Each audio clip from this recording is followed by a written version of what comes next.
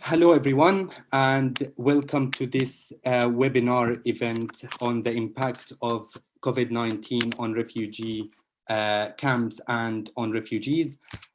We will start the event with two songs followed by a panel discussion with three panelists. Then we will have some music playing while you have the chance to ask questions later in the chat box. The panelists will answer your questions and we will finish with some SAS music. So thank you very much, everyone, for joining us. And before our discussion takes off, we will start the event with two songs written and will be performed by Ilatracy. So the first song is called Fear of the Unknown, and the second is called Ashes of the Oak. But before we start with the songs, let me introduce Ilatracy. So Ilatracy is a British Moroccan independent multidisciplinary artist. Ilatracy's songs, which she hopes to release in the near future, root from an intimate place of discovering strength and resilience, overcoming darkness and turning pain into power. Following her degree in international relations, she gained experience working closely with Syrian refugees in Jordan. She was also the winner of the Local Giving's Local Hero campaign 2018 to help improve lives for Syrian refugee families in West London.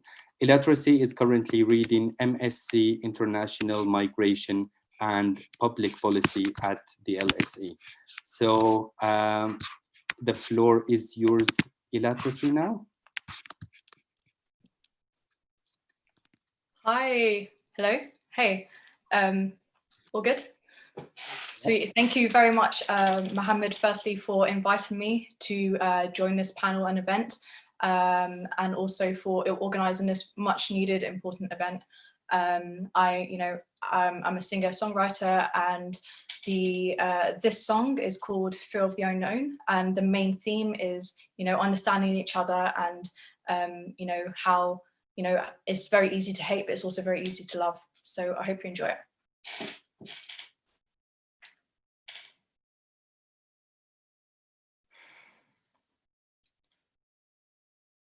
How much is a smile worth? What could an act of kindness birth? Hearts are bleeding. To hold on to a stranger's hand from every hill, valley and land, love is pleading.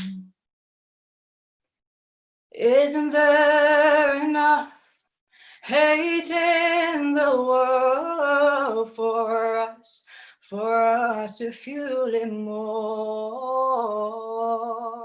Isn't it enough hurting ourselves? We don't need war.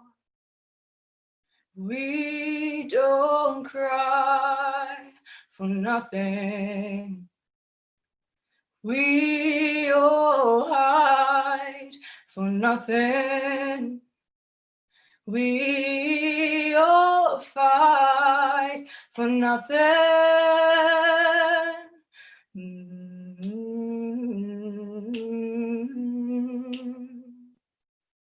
Your world is but a different lens, our stories etched with different pens, beautiful humans. And what if I had told you this, that ignorance just isn't bliss, it's all confusion?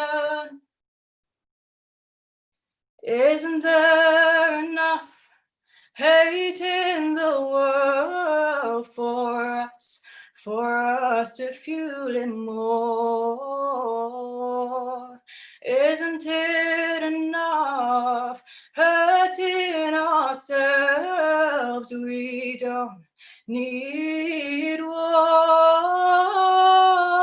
We don't cry for nothing.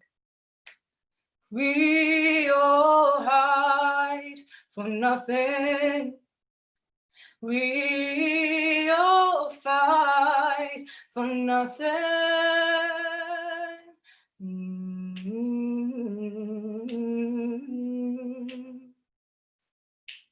We don't fear for nothing. We don't care for nothing. We aren't here for nothing. Sorry.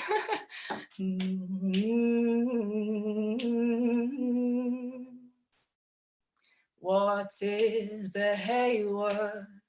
Enough to blind us, fear of the unknown. How much does the hay cost? Enough to sell our demons, fear of the unknown. What is the hay worth? Enough to blind us, fear of the unknown. How much does hay cost? Enough to sell our demons, fear of the unknown. Thank you. Thank you very much. I get stage fright, even though this is Zoom. But yeah, thank you very much. And my second song is called Ashes of the Oak. So I actually wrote this song during lockdown about a month ago. And the main theme of it is like metaphorically, you know, rising up from pain, from internal battle, from internal warfare. And in regards to this event and the theme of this event, you know, refugees and forced migrants, this is a reality for them. They have literally had to flee. They've had to fled conflict. They've had to flee violence, and they've had to survive. So this song is essentially celebrating survival, survival and rising up, and you know, yeah, that's the main theme of the song. And I hope you enjoy it.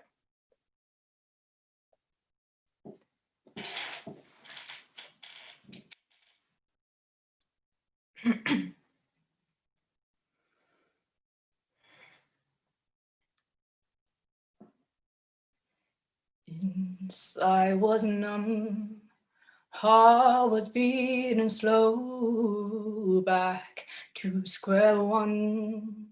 Back to that dark hole, lost the war I had burned into dust. So I searched for the strength to trust. I was scattered, I broke like the ashes of the oak. Like a phoenix, I rose like the ashes of the oak. Ooh, hey, hey, hey, hey.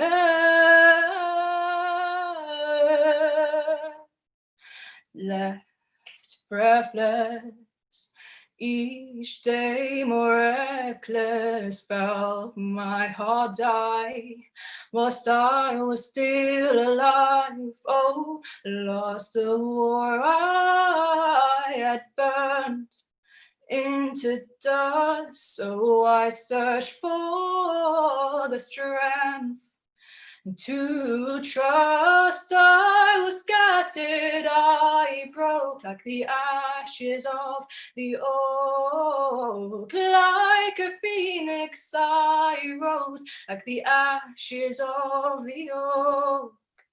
Ashes of the oak, I rose from the ashes of the oak. Hey, hey,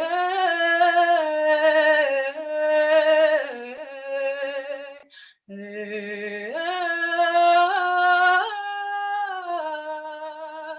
I was scattered, I like the ashes of the oak, like a phoenix I rose from the ashes of the oak. Thank you very much. That's all for me. And I cannot wait for the rest of the panel. So thank you. Thank you very much, Ilatrasi, for this amazing performance. Beautiful words that we really need to think about and reflect about our humanity. I really liked the section when you said we don't need war. Indeed, we don't need war, forcing people to flee their homes and become asylum seekers and refugees. Now, before we start our discussion with the panelists, I'd like to give you or some background about the refugee crisis in our modern world that is of course necessary for the discussion today. So at least 70.8 million people around the world have been forced to flee their homes. Among them are nearly 26 million refugees, over half of whom are under the age of 18. One person is forcibly displaced roughly every 2 seconds as a result of conflict or persecution, the UNCHR reports. These numbers could give us a glance about the adversity of the situation without any pandemic. So you can imagine what the situation is like with the coronavirus. So that is why we have this event and discuss the current situation for refugees under coronavirus.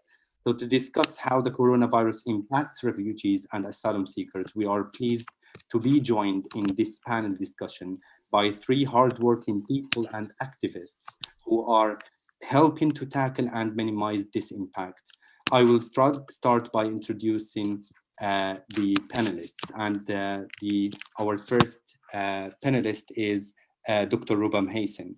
Dr. Rubam Hassan is a Syrian Lebanese economist, activist, community mobilizer, and development practitioner who works on development issues in the MENA region, particularly forced migration and the Syrian refugee crisis. She is the founder and director of Sawa for Development and Aid, a civil society organization that supports Syrian refugees in Lebanon and the internally displaced in Syria, and Sawa Foundation UK, founded in 2016, that supports forced migrants in Europe and the Middle East.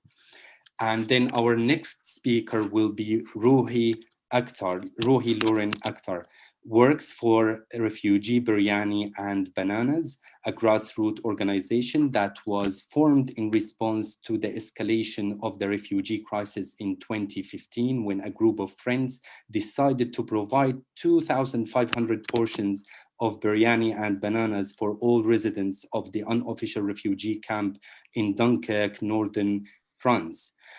Today, Refugee Biryani Bananas is a UK registered charity based on the Greek island of Chios, where there is over 5,000 people trapped in via refugee camp after arriving via boat from Turkey.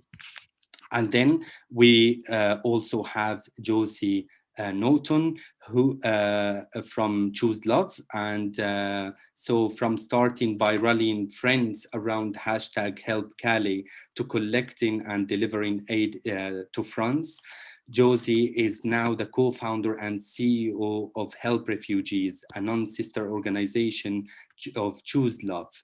Josie was named one of the Bill and Melinda Gates Global Goalkeepers in 2017 and one of the Evening Standard's Progress 1000 Changemakers in 2018. Choose Love supports 125 projects across Europe, the Middle East, and on the US-Mexico border, which assist refugees and displaced people. So welcome everyone. And thank you very much for accepting to join us in this event.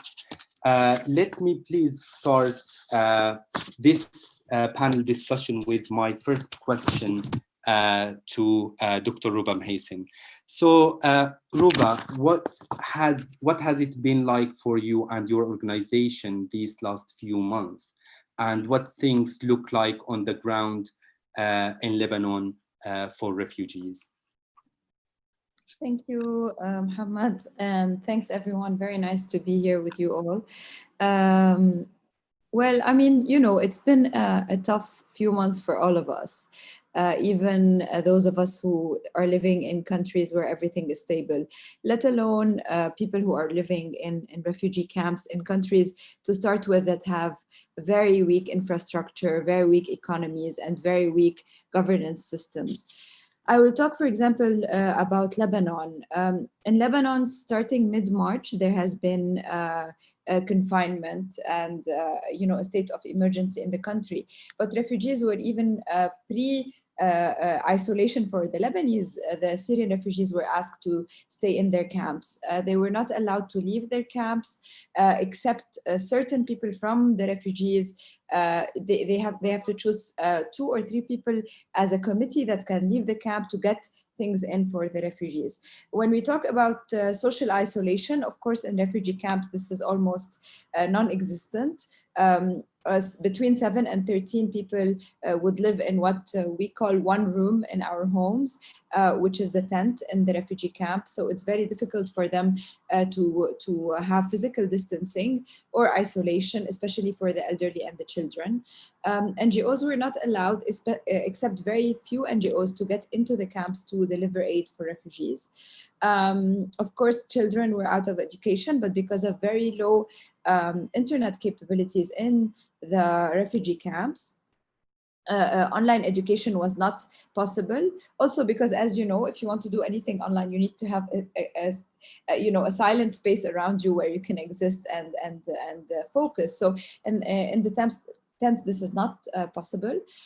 Most of the refugees in our region, Muhammad, you know, they work in informal economies, so they work on a daily basis. Most of them go themselves or their kids to potato fields to earn their daily incomes, or they work in informal markets, you know, with people who work in ateliers or craftsmanships. And of course, all of this stopped, so they didn't have any social security system at all. So actually, we weren't facing only the threat of Corona, or COVID-19 as a pandemic. We were facing more the threat of people, you know, not able to afford their daily meals for their families.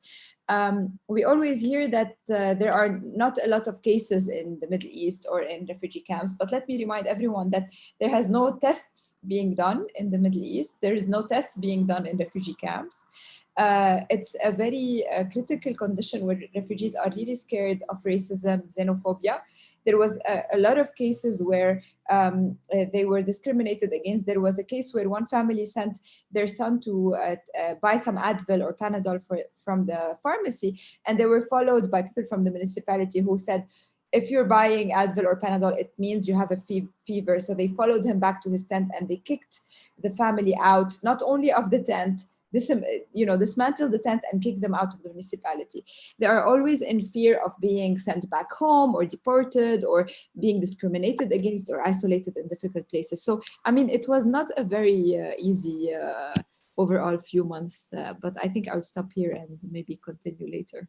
Yeah, thank you very much, Ruba. I mean, like, you know, this is really a very useful information and background about the situation, and that gives us a little bit of an idea about their circumstances that people live in right now.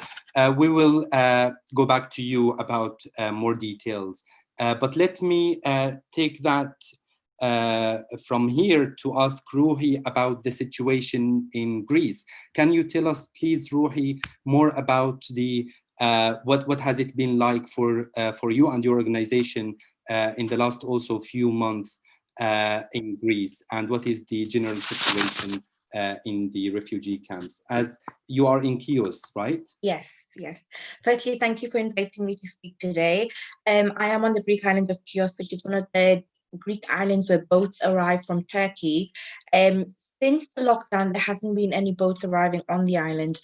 There's 5,000 people, there's women, children, men, elderly, disabled, all in this camp where there is, not enough capacity. The capacity is only for 1,000 people, but there is 5,000 people. It's 5 times over its capacity. So people are living in cramped tents or containers, sort of similar to what Ruba was describing as the camps in her area as well. We're talking about a camp where people can't actually wash their hands properly or practice social distancing.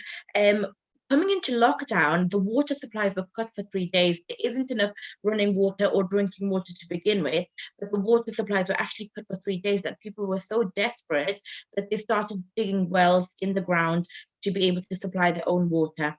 Whether that water is safe or not, we don't know, but that's how desperate they were. Again, as in Ruba's area, we weren't allowed to deliver aid properly or efficiently. We could only do smaller distributions to try and support the people as much as we could. And again, the lockdown is still ongoing. One of the big situations we're having on the Greek Islands right now is that the camp is still in isolation, whereas the city area, the lockdown is lifting, and we feel like that's a huge discrimination against the people in camp compared to the people in the city, and that's something that we're campaigning against at the moment. And again, it means that we can't get humanitarian aid in there, and people can't even come out efficiently to be able to get any support or supplies. They're only allowed 100 people out per day, but I know they don't allow that many people out per day from what the reports say. People get a cash allowance, but it's very small. It's usually 90 euros a month, so that isn't enough. One of the problems we have with that camp is that it's actually a 2-hour walk from the city. So added with the struggles of coronavirus pandemic, where they can't come out efficiently, and also taxis in Greece, I don't know about other countries, but we're only allowed to have 1 person in a car. Now that's 2 persons. But you can imagine before, when people were sort of sharing a taxi, now they can't do that. It's only 1 person, so they can't afford a taxi as well. So things have been challenging for the people, things have been challenging for volunteers. We don't have enough volunteers on the ground because many had to leave. So there's only a small handful of us left. So we're trying our best in what we can. Yeah, thank you very much for giving us this background. So it means in a way that the government does not only that it does not help the refugees and to minimize the effect of coronavirus, it actually in a way makes the work for organizations even harder. Yeah, and I actually think they put them more at risk this way, because I mean, there hasn't been any cases on the islands, but there has been on mainland camps. And what they did in those camps was, when there was confirmed cases, they quarantined the whole camp, all thousands of people, and that must have been absolutely terrifying for the people. And I just feel like if people aren't getting humanitarian aid or enough food supplies, the immune systems are going to be lowered already, so they're going to be more likely to catch any viruses or infections. Yeah, thank you very much. Now we move to our next question with Josie, who is the founder and CEO of Choose Love. So Josie, what has it been also for you and your organization for the last few months? And if you could tell us, because I know that you also work actually with refugees in the US-Mexico borders. So if you could tell us a little bit of background about the situation there now. Yeah, of course. And yeah, just the same as everyone else, it's such an honor to be on this panel with such incredible people. And Trissy, your singing is just incredible. Your voice is beautiful and the lyrics are so powerful, and just, well, I'm a huge fan now.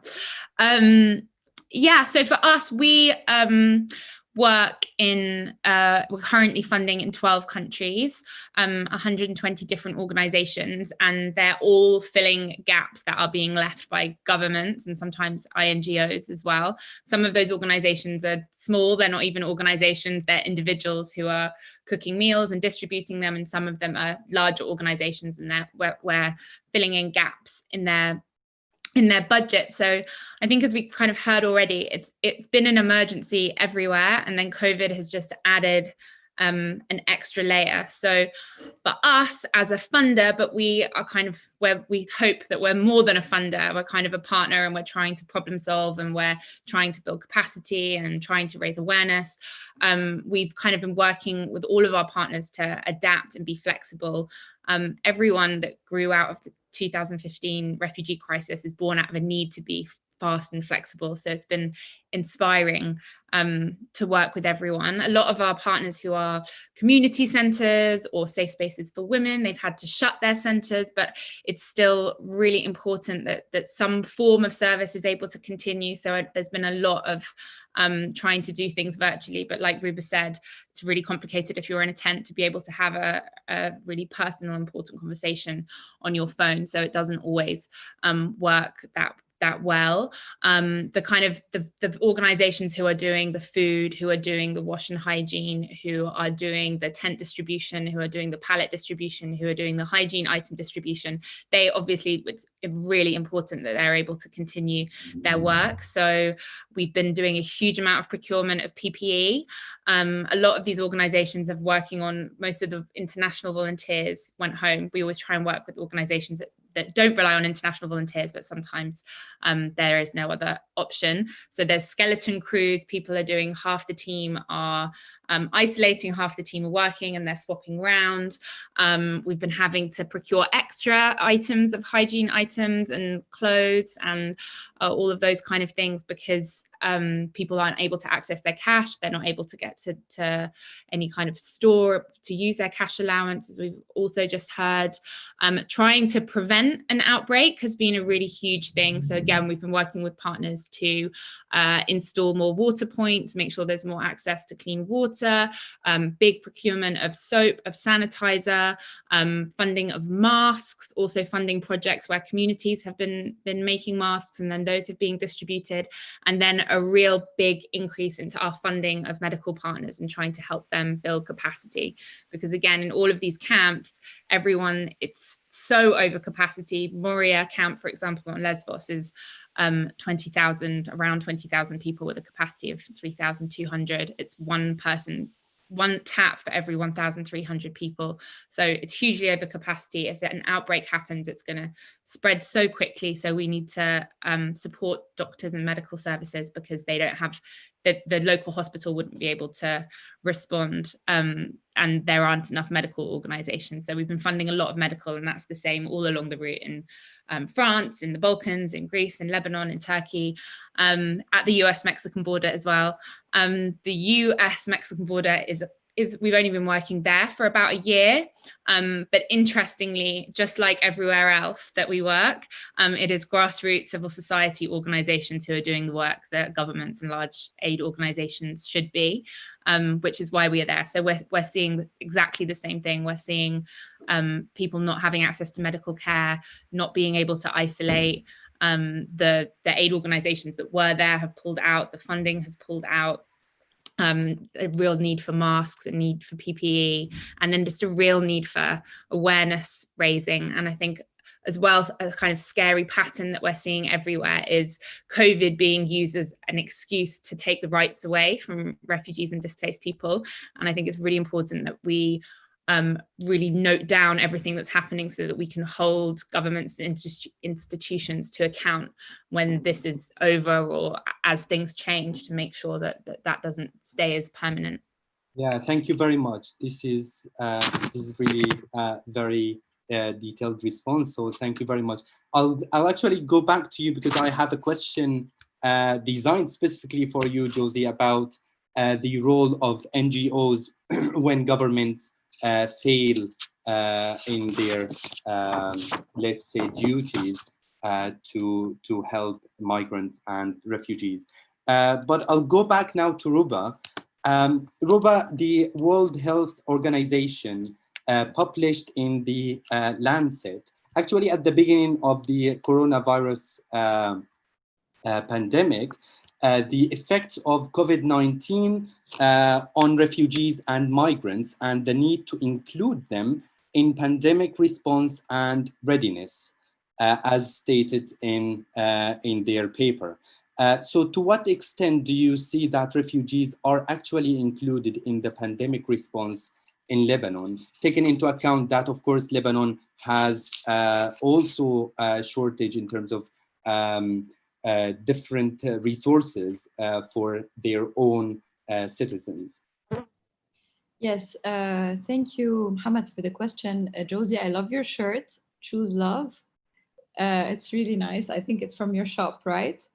Yeah, okay. So actually, this has been one of the things that we are talking to donors about since 2011, since the Syrian refugee crisis. And having studied development, I know that this is the same ask in all the different countries, whether we're talking about countries in Africa and Latin America and the Middle East, to include people on the table, to include them in the decision-making processes, not to talk in their name, but actually to bring them to the table, to strategize with them. And this is what we at SAWA try to do, is to work with the community for the community by supporting individuals so that they build their own communities and set their own priorities.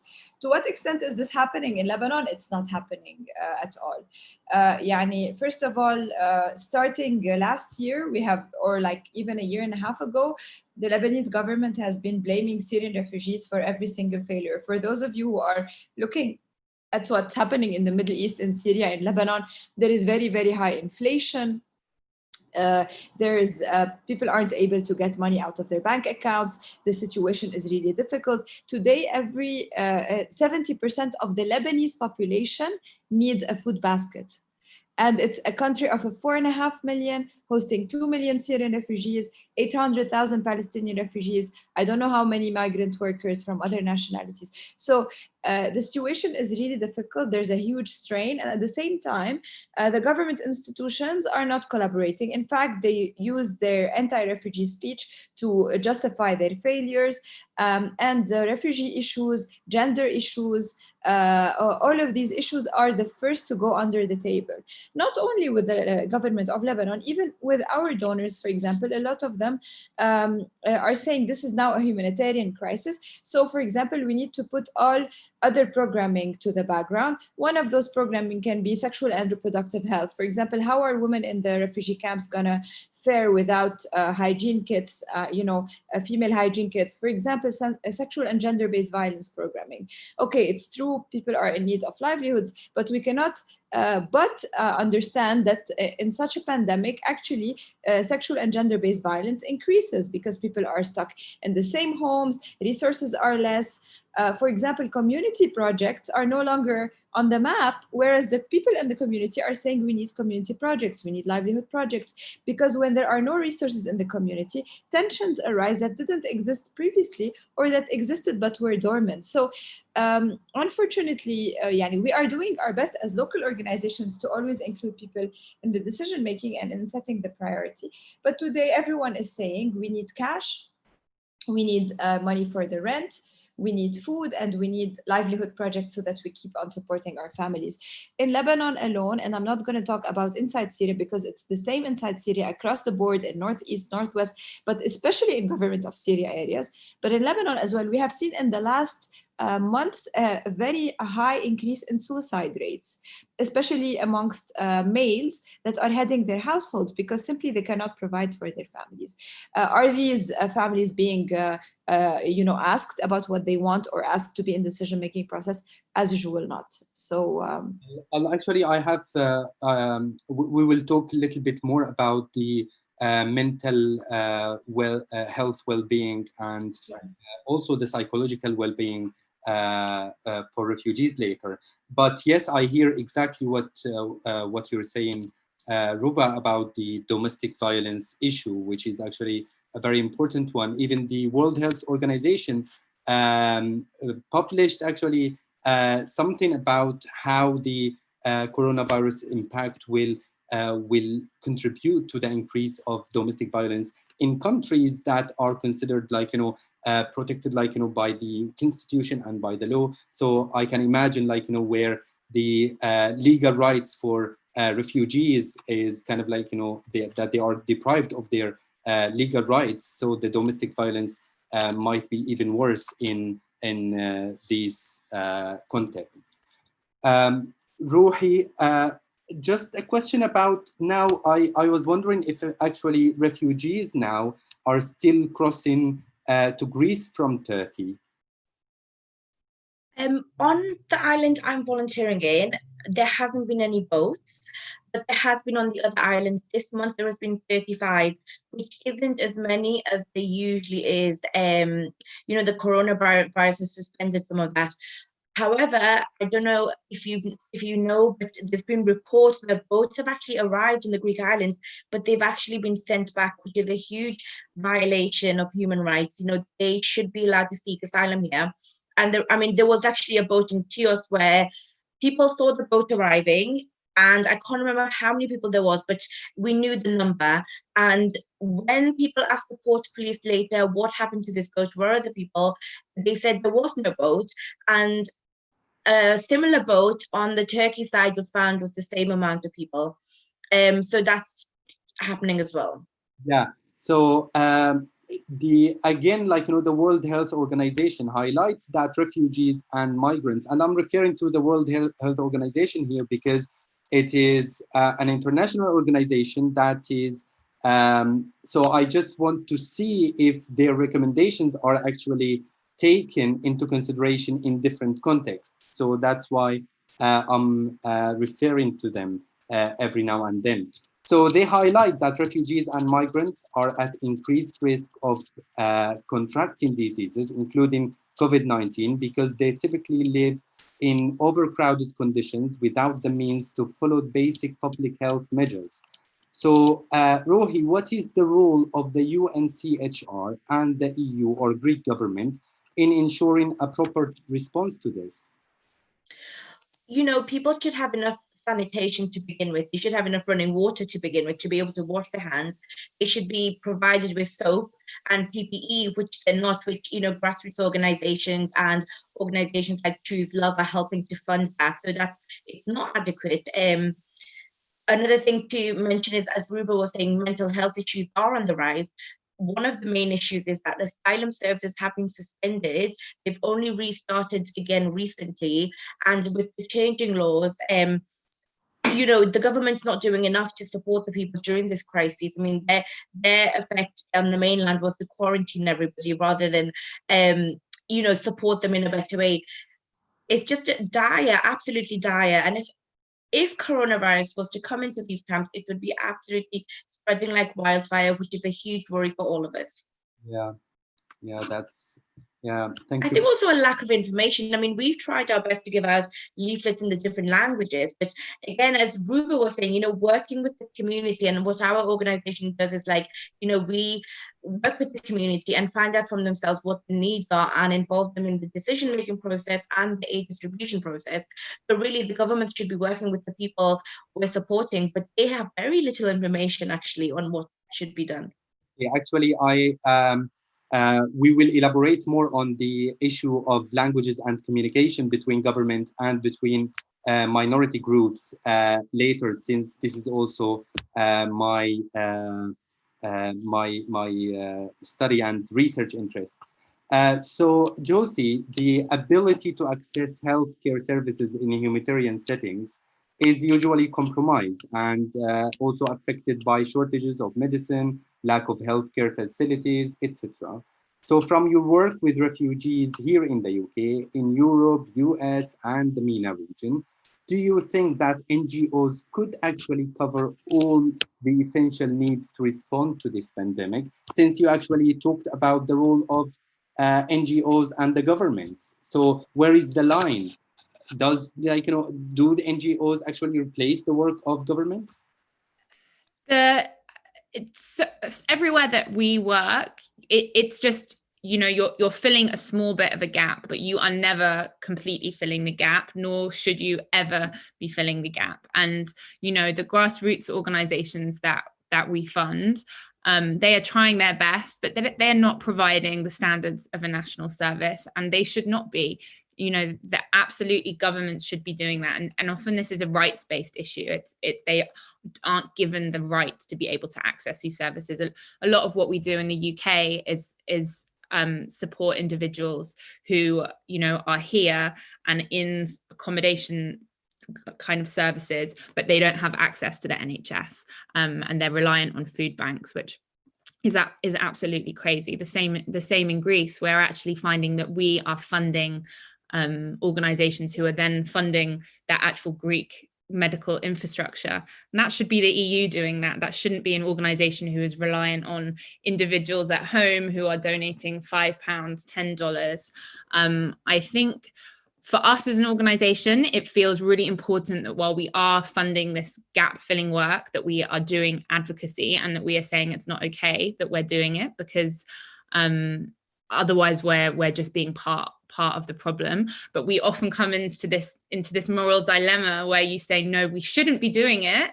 But if we don't, then individuals won't have access to that really urgent medical care that they need. So it's always a really fine line. I think we have worked quite a lot supporting Syrian organizations in Idlib, and those organizations, the partners that we have in Syria, they are providing a national response, and they are doing the job of a government and doing it so incredibly well in the hardest of circumstances, and the most incredible organizations, the most incredible individuals. And again, it's a shame on the world that it is not the UN that is doing that it is not the larger INGOs funding them and doing that work, and other governments. But it is, but at the same time, like, you know, one might wonder about the line, because if organizations and NGOs continue the work that they are doing, which is really essential for helping migrants and refugees, governments might feel that since someone is already filling that gap, we don't really need to step up. But at the same time, you cannot leave them without doing anything, and you say, like, you know, oh, this is actually the government and the international community who should be responding to this issue. So that is why it is really tricky. And exactly, I completely agree. It's so tricky, and it's why you have to be doing the advocacy as well. Otherwise, then I think it's really a problem. We, in fact, last week were just asked to fund through IOM food in Greece in camps, and to a level that we just couldn't normally ever fund. But we also think we shouldn't be funding it, but if we don't do it, people won't have food. So what do you, there's these ongoing conversations. It's really tricky. Yeah, I completely understand.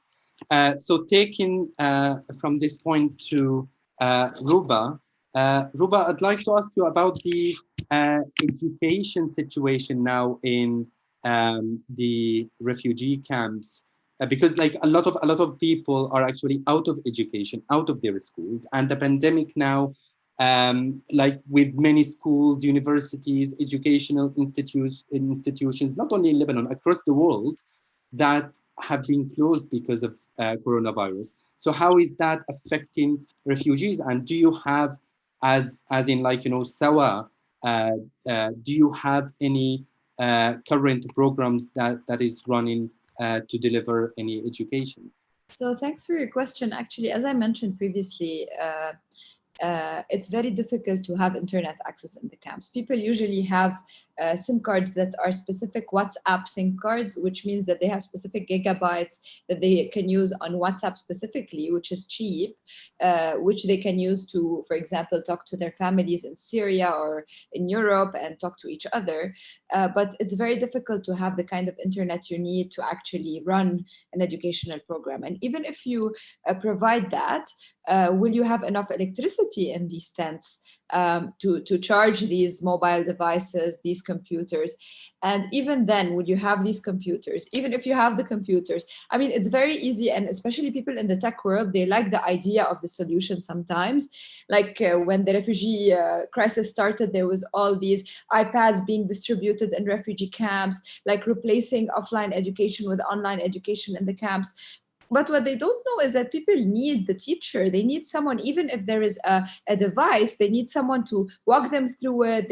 And oftentimes the parents are illiterate, like they don't have the skills to do that. So, and as I was saying, in order to be able, I mean, I see it from my nephews and nieces who are sitting alone, locking their room up. And if one of their siblings says a word, they're like, we can't focus, shut up. You know, like you need a kind of atmosphere at home in order to do some online education that you don't have in refugee camps. Now, did we give up completely on the idea of education in these circumstances at Sawa? Of course not.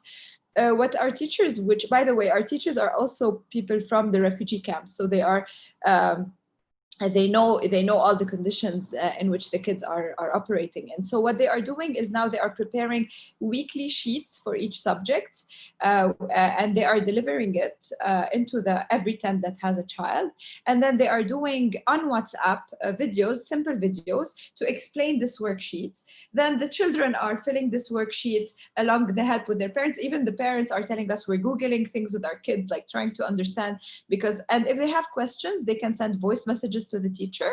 And I know it's a very rudimentary approach, but at least, and then at the end of the day, the teacher would come and pick these pamphlets out, hand them in the new ones, post the new lessons.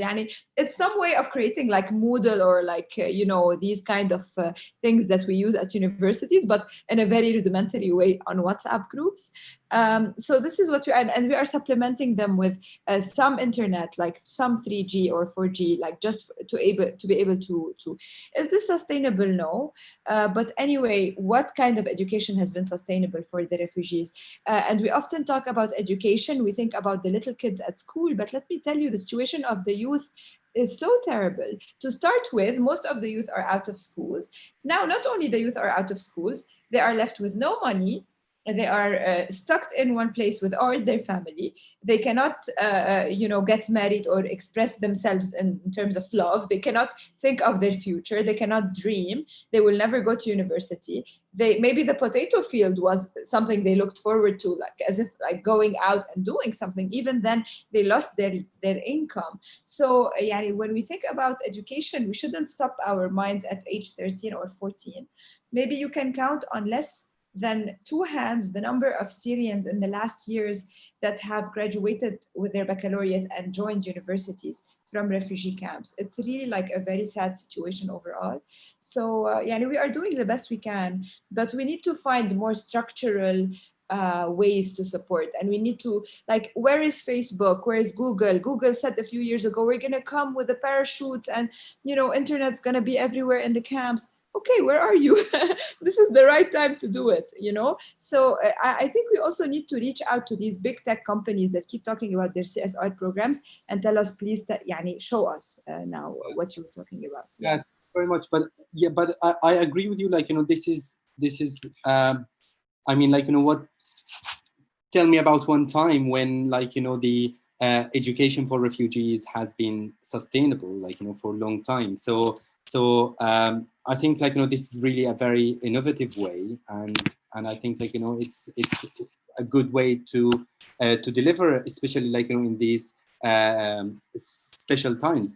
But linking to this, refugees and migrants in general live in isolation, especially on their own in the host community, especially again if there is a certain attitude from the media, which is usually the case in a lot of countries, and that makes them live in isolation even before the pandemic, even before coronavirus. And on the top of that, now we have coronavirus, we have quarantine, we have self-isolation.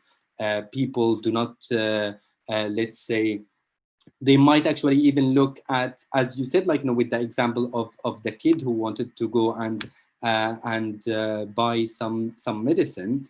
So I was wondering about, how do you see the effect of this on the mental well-being and the psychological well-being of refugees in Lebanon? Listen, refugees are more resilient than we think they are, because everything you are experiencing now, they have experienced before. They have been isolated before. They have been, today I was in a call with people from Idlib, and they were saying, as long as there's no shelling and bombs, we're very happy. Like, as long as we can breathe and we can, wake up in the morning and our kids are safe, we're very happy. So from one side, you see that, as we say, as Syrians amongst each other, Muhammad, we say, we saw it all, like, khalas, now, what, Corona, fine. We're gonna, we've seen it all. So from one side, there is this resilience, and I wonder where they bring this amount of hope from. But from the other perspective, yani, it's another layer of complexity. It's another layer of isolation. It's another layer of uncertainty. People who were, for example, considering to, I don't know, small things, get married or move between towns or go to Syria, for example. There's a lot of split families. For example, a lot of people in Lebanon who can't afford healthcare go to Syria to get their healthcare. So people have been stuck on either side of the border. So there's a lot of uncertainty, but mostly everyone is fearing the economic repercussions, because literally families are dying from hunger, and very soon we will see that in the camps. Very soon people cannot afford, I mean, even in Syria, Mohammed, you know, I'm sure you know from your connections, people in the past few months since Ramadan or even before, they haven't seen meat. They haven't eaten meat. They haven't eaten fruit. Fruit is now a luxury in a country where in Lebanon and Syria, fruit was like something you pick up from a tree. But because there is very high inflation because of COVID, and don't forget that a lot of refugee families and a lot of families inside Syria used to rely on money that their families send them from abroad. But now even their families abroad are in difficult conditions because of Corona. So all of this is definitely affecting the mental health situation. I will not say otherwise. Thank you very much, Ruba. Ruhi, I just wanted to ask you about the, you mentioned something about communication with refugees in order, for example, to, let's say, communicate the guidelines published by the government, whether in Greece or any other place. So to what extent do you see that there is lack of communication with refugees in regards to the guidelines that government published to minimize the spread of the virus? I think there's definitely a lack of information. I mean, it's an uncertain time for all of us in general, but more so for people in refugee camps. I know there was a lot of sort of in the refugee camp that we're helping people. There was a lot of anxiety at the beginning. Everybody wanted masks, whereas the government guidelines actually say unless you're symptomatic, you don't need to be wearing a mask at that time. Obviously now when they go out, it's different because we're coming out of isolation. But, you know, there was no communication. You'd think there would be a forum for them to be able to go to and ask these questions and have these answers, but there wasn't. But really, it shouldn't be coming from them. It should be coming from the governments, you know, having focus groups together in their languages, having translators present if needed, but getting their opinions and answering the questions. I mean, even as volunteers and NGOs, we were uncertain. You know, we're still uncertain as to why the camp is still in lockdown, full lockdown compared to the city. What's the medical reasoning behind it? What is the logical reasoning behind it? Those forums are not open between the governments and NGOs and volunteers. So again, it's, as Josie said, you know, we're trying to fill in gaps as much as possible, but we're not going to be able to do everything ever. I mean, we won't have enough funds or anything like that either. But again, we can't even fully, I feel like there's a barrier, and as much as we try to have meetings with the authorities and the government, I feel like there's still a barrier to be fully able to work together. That's a huge flaw in what we're doing. Thank you. Absolutely. But I mean, like, when we're talking about this barrier, actually, the Public Health England yesterday published a set of guidelines in response to that. The number of BAME people are affected more than 4 times than white Europeans in terms of, like, you know, the number of deaths related to coronavirus. And they linked that in a way, part of it, to the lack of information delivered to minority groups. And we all know that refugees actually come from, I mean, like, you know, a large number, let's say, or the majority of refugees come from this specific group, from, like, you know, BAME people. And that is why now they recommended to actually that the government should communicate in a better way using many languages to deliver the information and the guidelines. So I would like to take that point actually to Josie to ask her about the level of communication that you see now, since you are here in the UK and you are familiar in the context. So to what extent do you see that in comparison to the situation in Greece in terms of communication? I mean, I think we see very ineffective governments everywhere. So here in the UK, I mean, we don't have camps in the same way that there is in Greece, but that's just because we're further along. But our government has let down the entire population, and especially the BAME community and refugees and asylum seekers. And our UK partners are all reporting that people have, they were shamefully reliant on food banks before because they weren't given access to cash, or they make the system so complicated for them. But now food banks are struggling, so there's little access to food. Again, no community centres, so we've been supporting phone top-ups, internet. There's an increase in gender-based violence. There's big mental health issues happening, and the government isn't doing anything.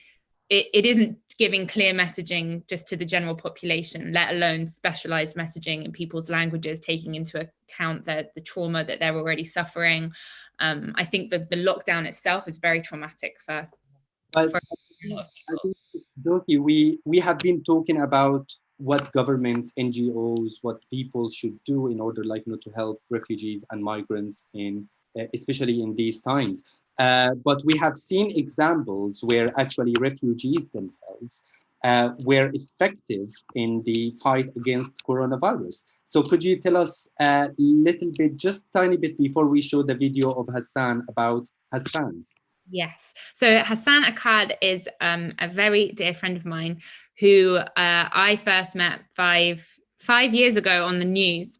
And he is from Syria. He was an English teacher from Damascus. He was imprisoned. He was tortured. He had to flee. He ended up filming his journey on a GoPro from Turkey to Greece. He tried the crossing 2 times. Once was attacked by the Coast Guard. Another time the boat nearly sank. We met him first in Calais, and then our organization did, and then I met him here in the UK.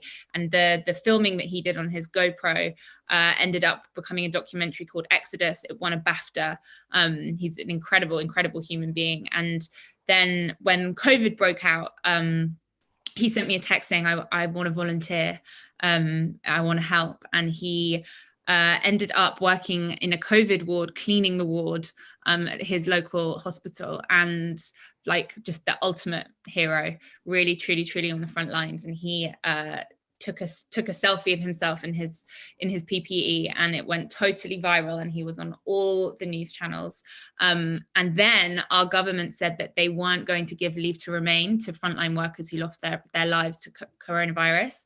And he did a video in his car, which I think is a video you're going to show. And he changed our country. Brilliant. That's such a great introduction to this video. Thank you. Okay, I'll just show the video now.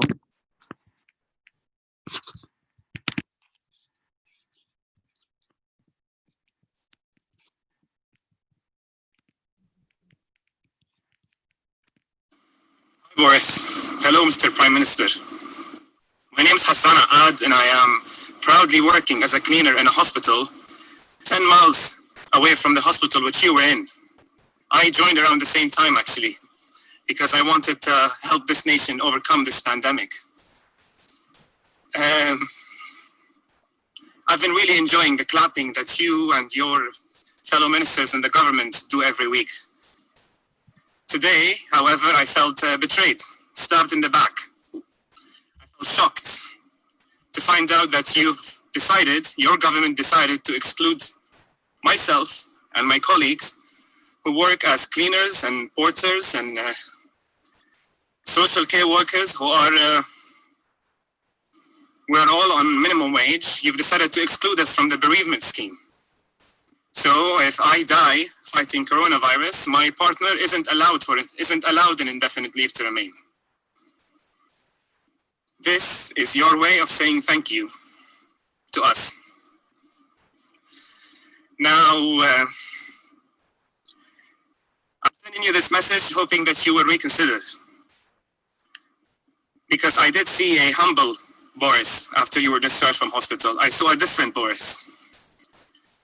So, us migrants are on the front line doing these very demanding jobs to help this nation overcome this pandemic. And the least you can do, if we die, to give our families indefinite leave to remain.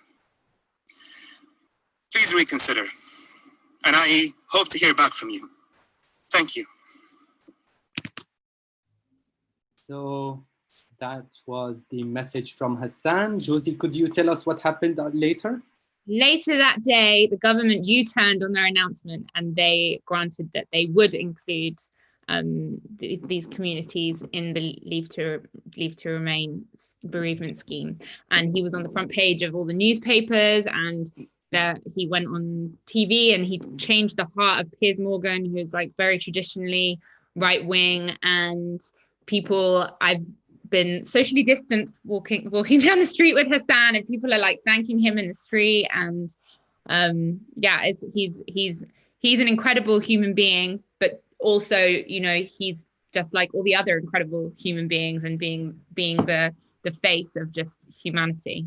And yeah, he gives us all hope, I think. Yeah, exactly. I mean, like, you know, this is, to be honest, one of the many examples of refugee NHS workers, refugee social care workers, people working in delivery, in actually all walks of life, in all walks of life. Like, you know, this is not only a case of one individual. Like, you know, this is a whole community helping another community, helping the host community in order to fight coronavirus. One more example is Dima, the Syrian refugee who lost her leg during the war in Syria. Actually, Choose Love shared her pledge. Even though she lost her leg during the war in Syria in a bomb that attacked her house, she pledged to walk 1 mile next to her house to raise money to an organization to help refugees. So with this, as we are actually actually going over the time, but that's fine. We will wrap up with one question to each panelist before we go to some music and then take more questions from the audience. My last question to each one of you, and I hope that you don't spend more than 1 minute answering that. I'll start with Ruba. So Ruba, how do you think the situation, since we talked about the impact, we talked about how coronavirus is affecting the response in relation to refugees. So how do you think the situation could be improved for refugees in the middle of this pandemic? And what can people do if governments are not able or willing to take any action? I think each one of us who is stable can sponsor one family or one person, and that wouldn't cost less. It will be less than 5% of our income monthly, if we're talking about places in Europe. Brilliant. Thank you very much. Ruhi, how do you think that people could help, or the situation could be improved for refugees?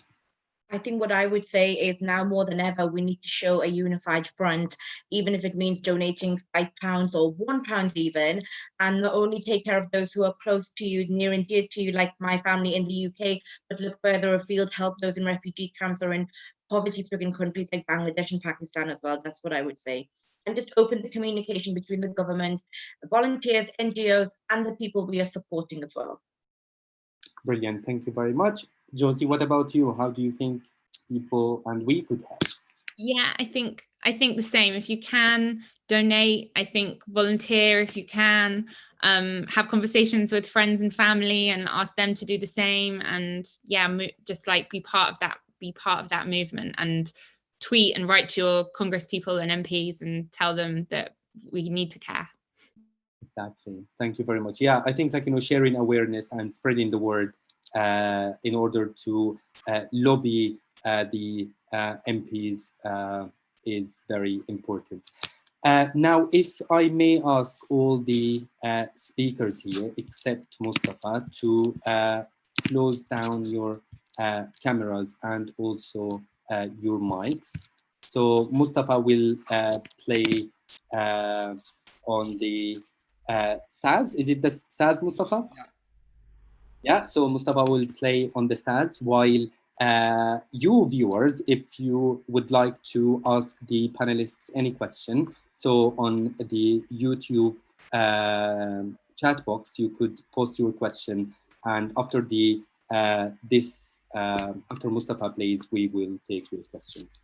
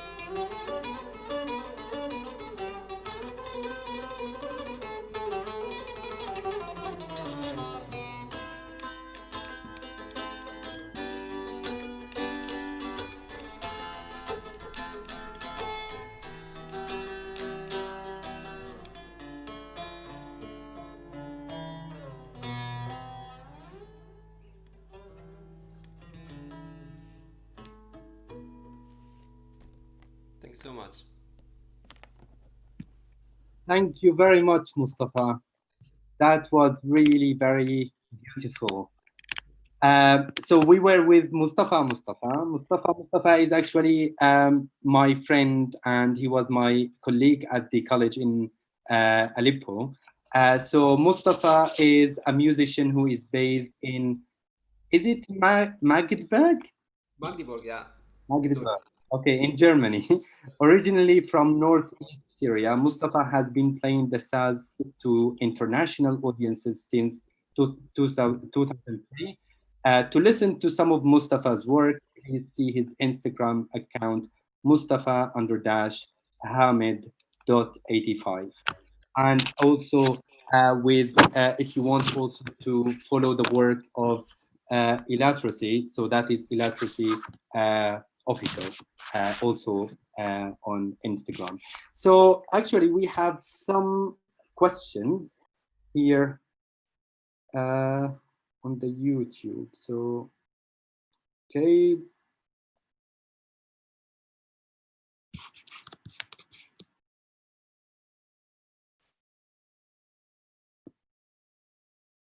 Okay, so we have this question from Philip. What is the impact on the ground of the UK government decision to erase the Department of International Development with regard to refugees? Josie, maybe would you like to take this one? Yeah, I mean, I think we don't really know yet, but it feels very scary because these decisions shouldn't be being made because of politics or with any kind of agenda. So it feels a very, very scary decision. It's one of the few things that I feel proud of my country for is that aid spend, although it's not always done properly. It doesn't always have the correct accountability. But I think the answer is we don't know, but we need to keep a really close eye on what is going to happen, because it could have serious impact and the cost could be lives. Okay. I wonder actually, Ruba and Ruhi, if this decision impacts your work in any way. I mean, of course, the Fed is a major funder of a lot of programs inside Syria and in the region. And the same way Trump is taking decisions that are affecting aid that the US provides for organizations like UN dealing with Palestinian refugees, UNRWA and others, the same way the Fed today is now under the mercy of the politicians in the UK, and this will definitely affect all their partners all around the world. So it will affect our work definitely. Yeah, I agree with that. Okay, so we have another question. Ruhi, Andrea is asking, are governments actively preventing NGOs from providing grassroots help? They are. Like I said, obviously there's communication barriers. To give you an example, when the lockdown started for Bilal camp as well, there was a big fire in camp, and things are always heightened when the people are in such a stressful situation, and it's even more heightened with the coronavirus pandemic. A woman actually died, and people think it was due to negligence from the authorities. We don't know for sure. After that, there was a protest in camp, and there was a huge fire. And when we offered to give blankets for the people who had lost in the fire, we weren't listened to, unfortunately. One organization were able to give tents only 20 days after. Yeah. So we are being stopped in many ways. Okay, I was wondering if it is the same case actually in maybe in situation like in the Middle East.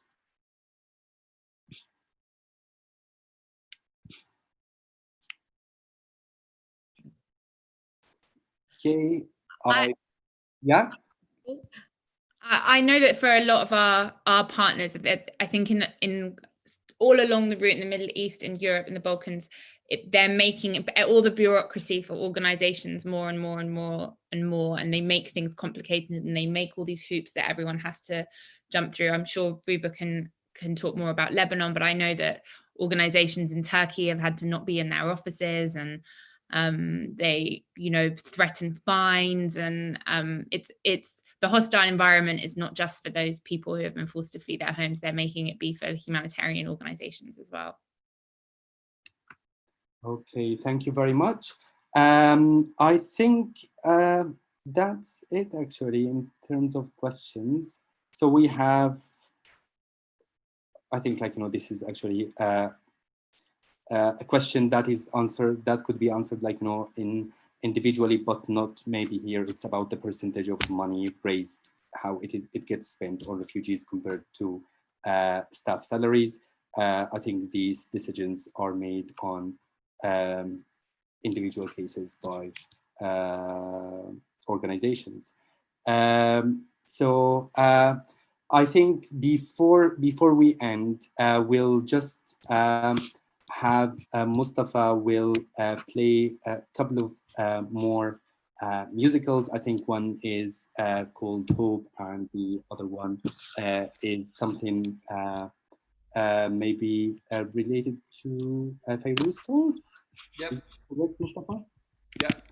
Okay, brilliant. So the first one was Hope. So, Yeah. and this is a mix. Okay, brilliant. Yeah.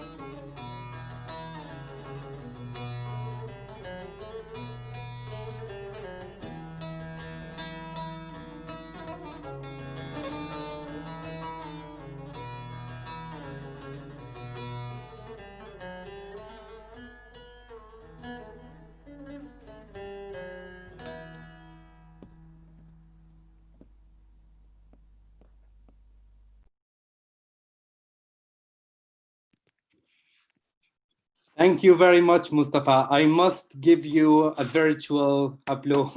Thank you. Thank you. Thank you so much. It was my pleasure. Okay, and thank you very much for all our panelists, to Ruba, to Ruhi, to Josie, to Ilatracy, and to Mustafa, and also to Isabel, who was the engineer of this event to become live. So thank you very much, everyone. Thank you, Muhammad. Thanks so much for inviting us, preparing for the panel, and being a great moderator. Thanks a lot. Yes, thank you so much. Thank you, everyone. And thank you for everyone who is watching. And I hope that like, you know, that you raise awareness among your communities regarding to migrants, to refugees, and also to help. I'm sure you could find the details of Sawa Aid online, and also we will be able to send the information as well as the biryani and bananas, and also Choose Love. And also you could follow Illiteracy on Illiteracy Official on Instagram, right? Yeah, that's perfect. Yeah, thank you so much, Mohammed, for Mustafa _Hamid .85. So once again, many thanks, and I hope you all keep well, and I hope also to see you in person soon after this pandemic is over. Thank you. Thank you. Bye, everyone. Bye, everyone.